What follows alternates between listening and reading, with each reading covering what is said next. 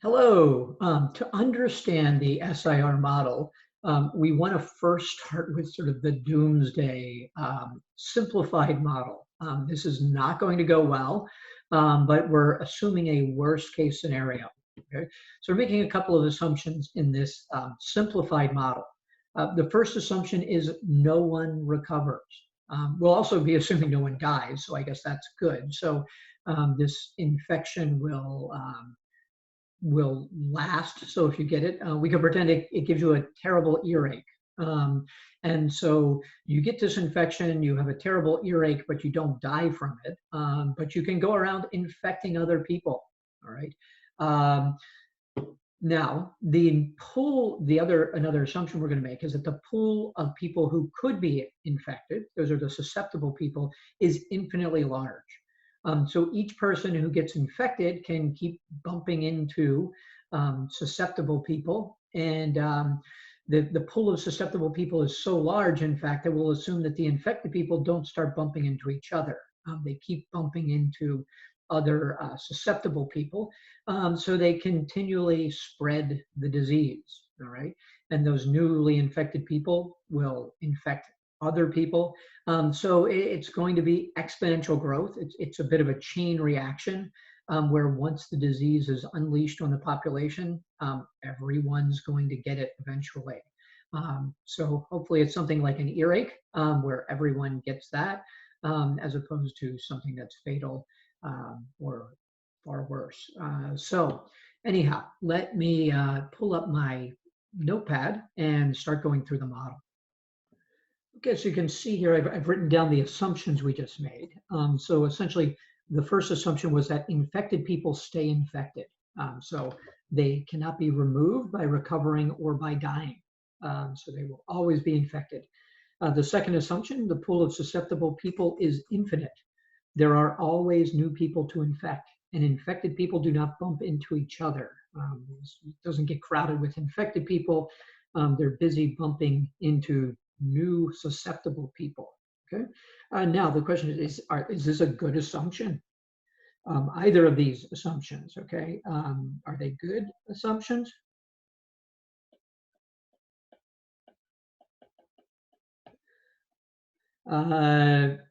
Number one, depends on the disease.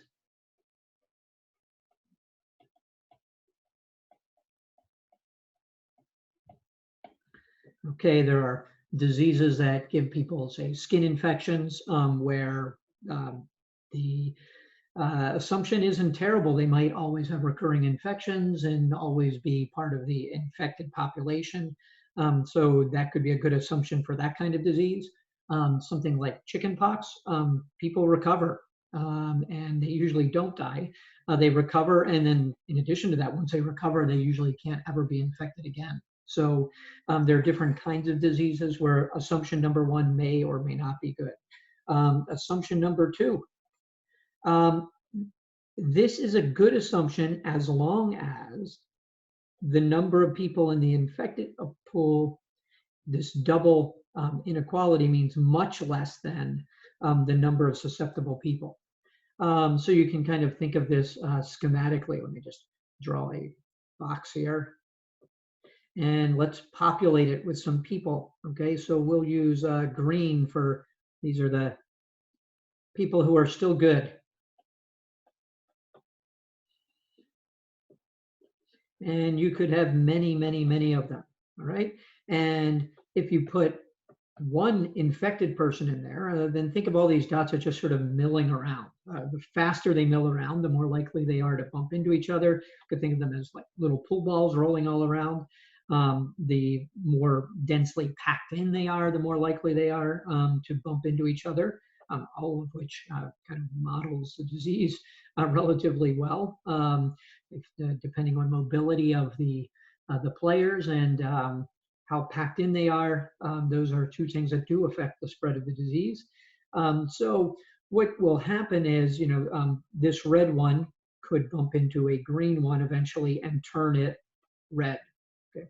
Now, if there are a lot of greens on the table and only a couple of reds and they're all moving around randomly, the reds are very unlikely to bump into each other.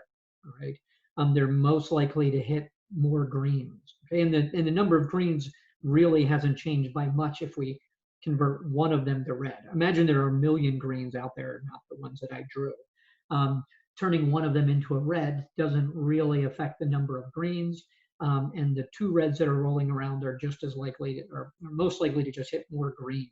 Okay, so when is this a good assumption? Usually at the beginning of the spread of a disease, the number of greens or susceptible but uninfected people will be extremely high, and the number of infected people is extremely low.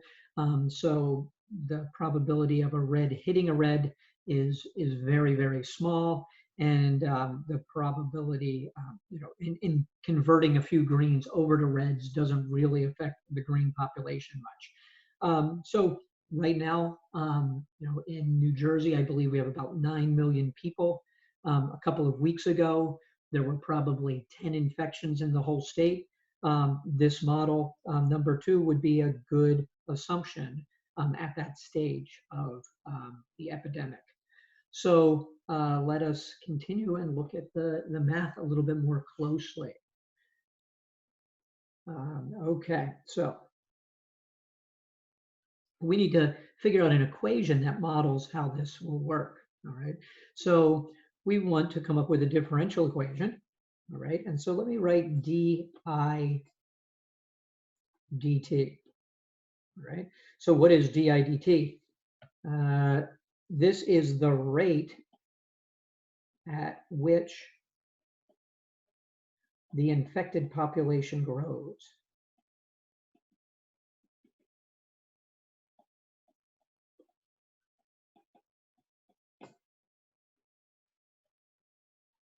Okay, so the rate at which the infected population is growing, and that would be negative if the infected population is shrinking. But in this case, since no one can get better, it will only grow. So that's going to be a positive amount. Okay, continuing on, so put an equal sign. What will determine how fast it grows? Well, going back over to the box, if I were to have, as I have more reds, they'll collide with the greens more often. So one of the things that will affect how fast it grows is the number of infected people, okay? The I value. So the more red dots there are out there, the faster they'll hit green dots, assuming, once again, that there are an infinite number of green dots. We're not going to run out of green dots to collide with, right? Now we're going to throw in one more thing. We're going to throw in, one of the videos used alpha. I'll just use the letter A because that will correspond more nicely to what we're going to use in MATLAB. So I'll use an A value there. So there's a coefficient.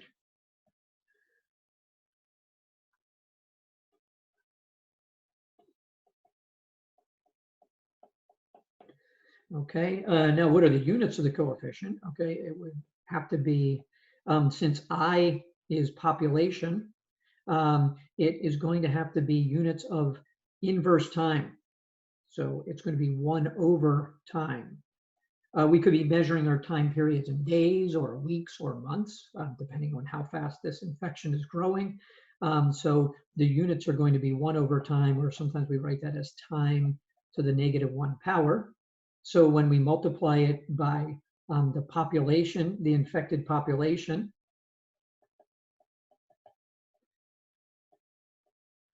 which will be just measured in people, we'll be finding out how many people per week end up getting this infection, or people per day who end up getting the infection, which would in fact be a rate at which the infected population is growing.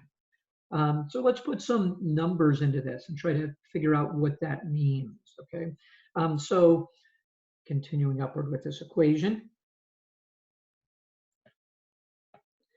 let's assume that we're at a point in time where I is 100 people, okay? And let's see what would happen if we had an A value of 2. If A equaled 2, di dt would equal 2 times 100, which is 200, let's just say this is people per day. or well, maybe let's be more optimistic. Let's say people per week. Okay. So what would that mean? Now, the key is this isn't just that we'll have 200 people who are sick after a week. This means we have, they're added to the population. So this is 200 more people, and we already had 100. So we would have an infected population of 300, right? Now let's consider what would happen if A equals 1, right? Then di dt would be 1 times 100. Okay, so that would just be 100, perhaps, people per week. We'll write that in. We'll assume our time period is weeks. And so we would end up with, looking at that, it doesn't mean we have 100 people who are sick now. It means we have 100 more people who are sick. We have to add that to our 100, and that would come out to be 200. Now, if A were only 1/2, or 0.5 if you wish, when we do it in MATLAB, we'll use 0.5. What will be true about di dt? It will be 0.5 times 100. Now, it'd be easy to interpret that as, oh my, it looks like we have fewer infected people. We only have 50. Okay, but this means that the growth in people in the infected pool is 50 per week. Okay, so we're going to have 50 more people who are sick. If we add on the 100 who already were, this is going to be 150. All right, so the population has grown. Okay, now there's a feedback mechanism here. Once we look at the next time period, this 300 will feed in. All right, and we'll have 2 times 300, so 600 more people would get sick. In this example, fortunately, it's not quite as bad. We would add another 200 people. So in the first case, 600 plus the 300 we had would take us to 900 sick people. This would be 200 more people would get sick, so we'd be up to 400. Here we could feed this in. We would have another 75 people get sick, so we would be up to 225 people getting sick. So the next time around, we have more people. All of these numbers get bigger in the next round, and they'll get even bigger in the following round. So the number of sick people is growing, and it's growing ever faster. Okay, so this is not a good case to be in. Okay, these are the disease is just going to spread faster and faster through the population, and so there's just no way to slow it down here at this point. So remember, this is a worst case scenario. So we're not going to have negative A values for now. There's no way to get out of the infected pool. So even if A is something smaller than 1, the infection just keeps on growing. Even if you had it as 0.01, it would still, we would add 1 more infected person. It would be sort of like compounding money at 1%. We would keep having a growth in the population. Now, what we want to do is solve this generally. Okay, so this is actually a very simple differential equation. Remember, differential equation simply means an equation that has a derivative in it.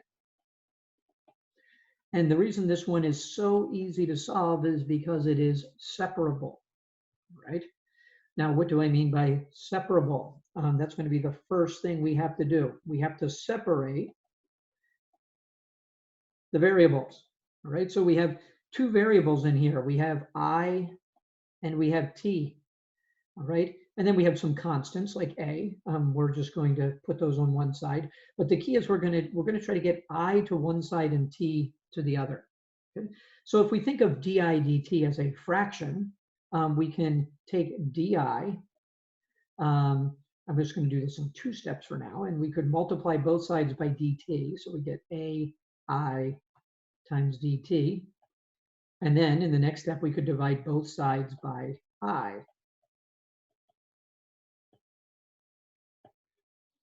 Okay, you could probably do that in 1 step, but now we have a separated equation that has differentials in it. di is a differential and dt is a differential.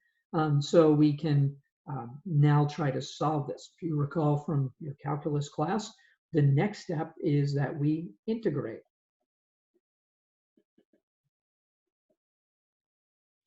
Okay, so this becomes, let's change colors here so we don't clutter the picture too much. The integral of di over I is equal to the integral of a dt.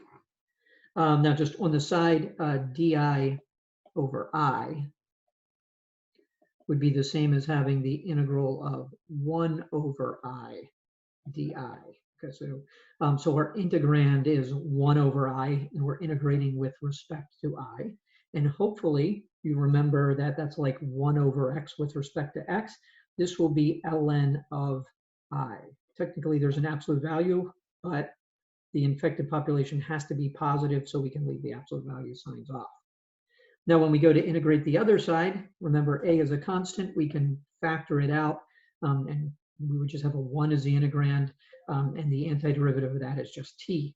Okay, so the antiderivative of a constant is going to be the constant times the variable, if it had, the variable is t now, plus c. So we finished the integration step, right? So the next step, go back to black, is we want to solve for I, all right? So just to keep our little rhyme going, we'll say isolate.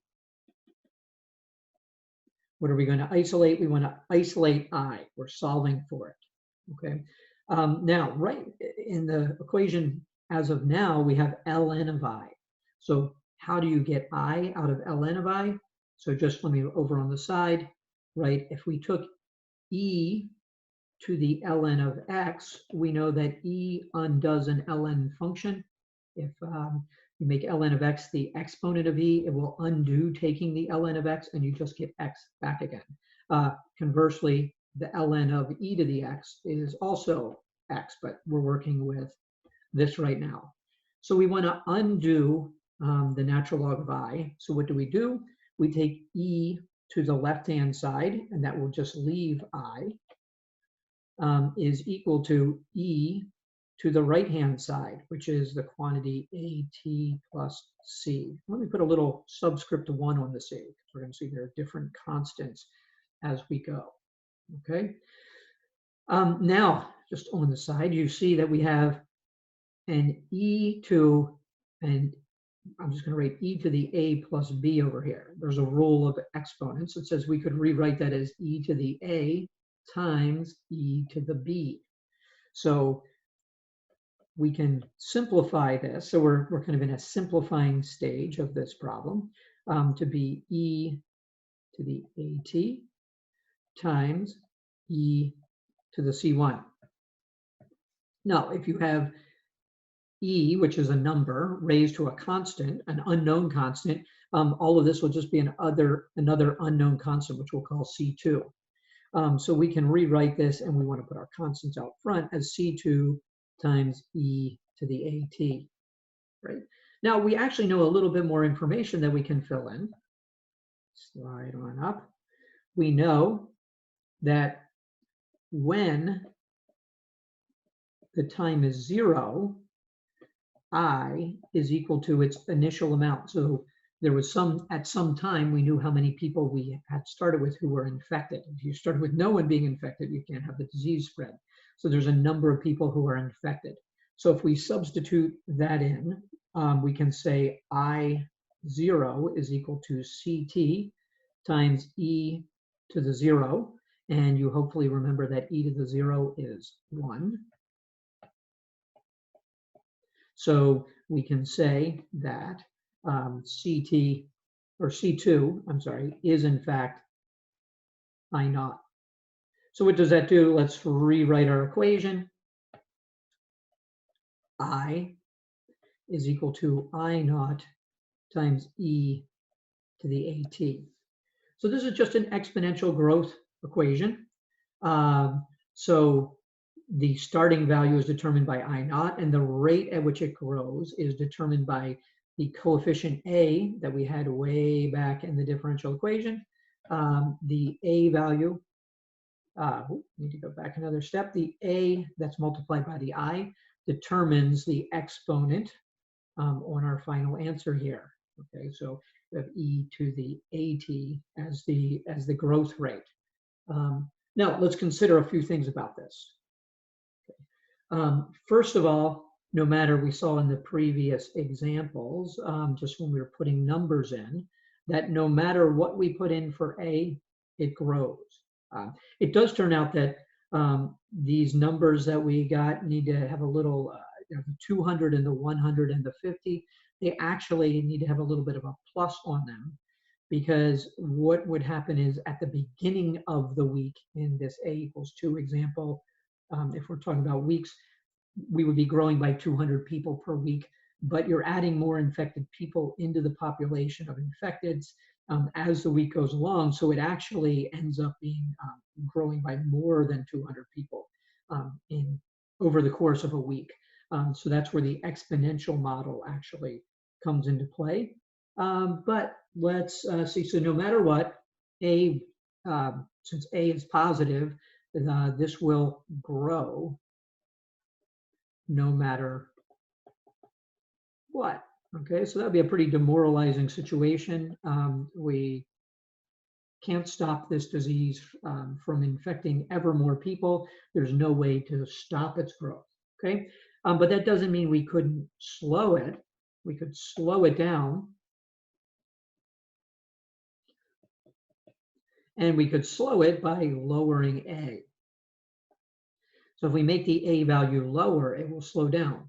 Now, mathematically, we can say, oh, let's just lower A, but practically, we need to think about ways that we could lower A. Okay, so if you were at the CDC, the first thing you might address is hygiene. Okay, so if people wash their hands regularly, the A value goes down, all right? Another way to make the A value goes down is by separating people, okay? Separation of people.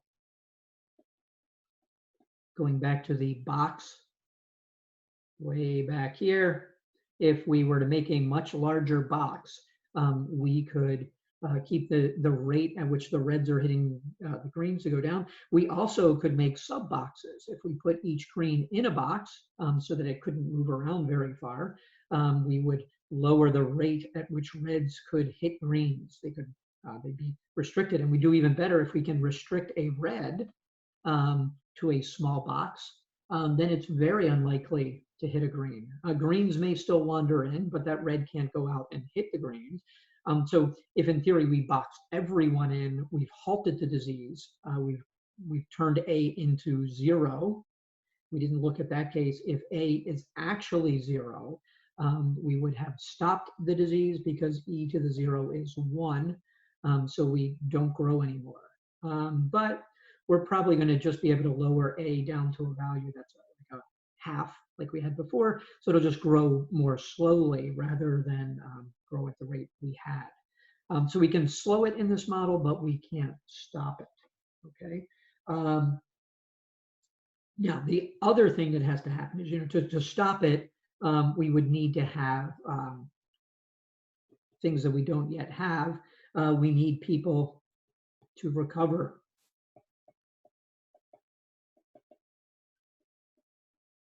In fact, we need people to recover faster than new infections occur.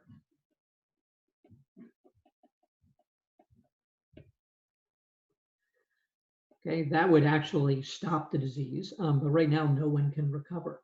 Okay, another way we could, and so medically we could intervene if we give people medicines that help them to recover faster. We could stop the disease faster, but right now we assume no one can recover.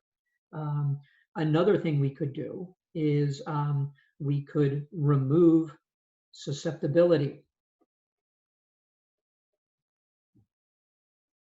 Let me spell this, susceptibility. I think I got that spelled correctly. Maybe not. So if we remove susceptibility, obviously that would mean that the greens that get hit, they're impervious to becoming infected. Okay. Now, what are ways that we could do that? So a practical way to remove susceptibility is to come up with a vaccine. That's what a vaccine does. If it's a good vaccine and you've been vaccinated, when you are bumped into by an infected, you will not yourself become infected, and then therefore you will not infect others as you bump into them. So right now we're trying to develop a vaccine for the coronavirus, and if we did, that would remove the susceptibility. So new people, anyone who's had the vaccine, can't enter the infected pool. So I'll stop with that, and we'll do a little coding in order to see how these numbers actually grow.